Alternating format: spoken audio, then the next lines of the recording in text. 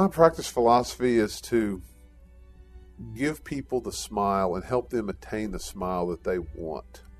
So many people are self-conscious, embarrassed, have always wanted a beautiful smile but didn't feel like they could attain it. And now there's a lot more public awareness, everything from whitening to veneers to bonding to crowning and doing full mouth rehabilitation. So people now have a greater awareness. And so my philosophy is to give people the smile they've always dreamed of, do it in a way that is comfortable to them. We're really big on making people's experience as comfortable and relaxing as possible.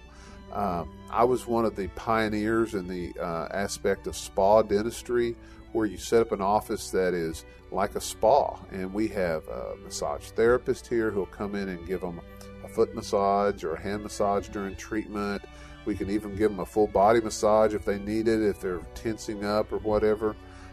We do the hand paraffin. We do, warm booties they put on their feet. We have scented candles and aromatherapy. We try to go above and beyond for our patients to make them feel, one, important that we care about them, two, comfortable to where they're relaxed, and then three, my experience and the quality of work that we do is extremely important to me.